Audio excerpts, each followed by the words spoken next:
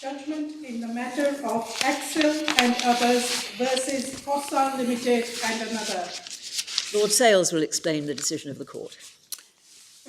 This appeal is about the interpretation of Article 24.2 of the Brussels recast regulation on matters of jurisdiction. Article 24.2 sets out a special jurisdictional rule to decide whether the courts of a particular state have jurisdiction to determine disputes about the governance of a company.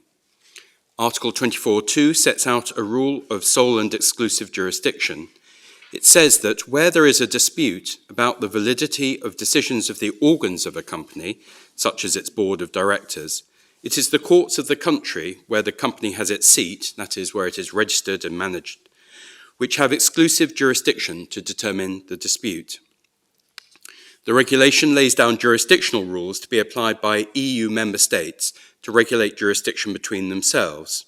So, if a case arose regarding the validity of the decisions of the organs of a company in another member state, say Greece, the courts in England would be obliged to accept that they had no jurisdiction in such a matter, because by virtue of Article 24.2, the Greek courts would have sole and exclusive jurisdiction. Similarly, if a case arose regarding the validity of the decisions of the organs of an English company, the English courts would have sole and exclusive jurisdiction to decide that matter. In addition to deciding jurisdictional matters as between EU member states, the regulation also sets out rules for the English courts to have jurisdiction to the same extent in relation to disputes relating to third countries which are not in the EU. One such country is Turkey. This case is concerned with decisions taken by the organs of two companies.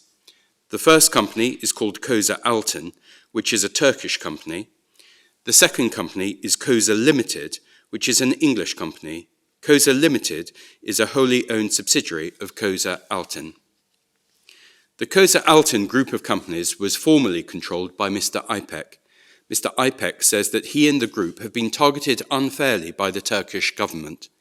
In an effort to protect himself, in September 2015, Mr Ipek caused a number of changes to be made to Koza Limited's Articles of Association to prevent it being brought under the control of the Turkish government in case that government took over Koza Altin in Turkey. On the 26th of October 2015, in the course of criminal proceedings in Turkey in relation to Koza Altin, a Turkish judge appointed a group of trustees to be the new controllers of Koza Altin. In July and August 2016, the trustees sent notices to the directors of Koza Limited to require them to convene a general meeting at which they could be removed. The directors refused. Mr Ipek and Koza Limited applied to the English courts for an injunction to prevent any such meeting being held. They relied on certain arguments of English company law arising by virtue of the changes which Mr Ipek had made to Koza Limited's Articles of Association, which meant that he could block any such removal of the existing directors. Koza Altin and the trustees wished to dispute the validity of those changes in the proceedings, and I will refer to this as the English law claim.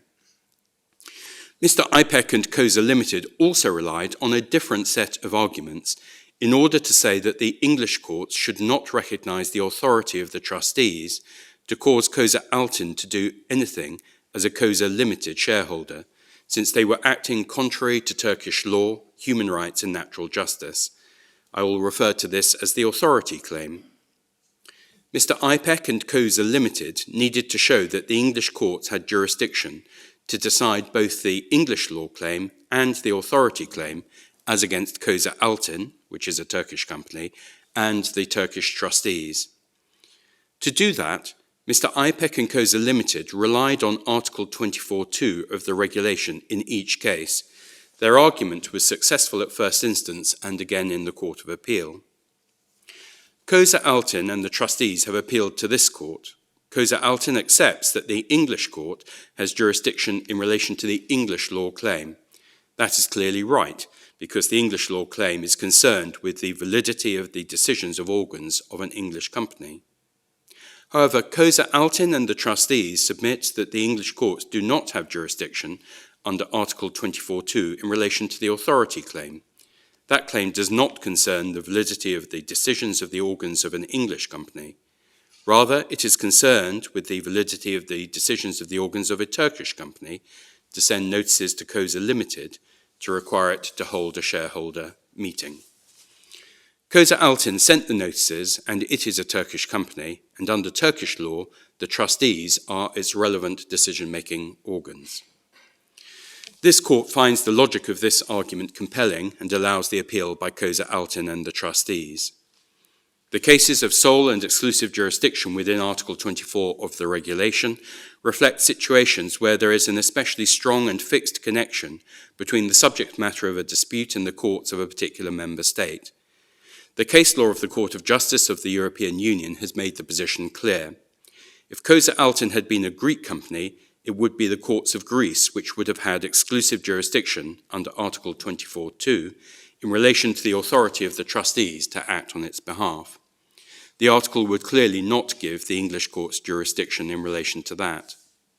The interpretation of the article does not change just because the present case is concerned with a Turkish company. The key connection so far as the authority claim is concerned is with Turkey, not England, so the courts of England do not have jurisdiction by virtue of Article 24(2 in relation to that claim.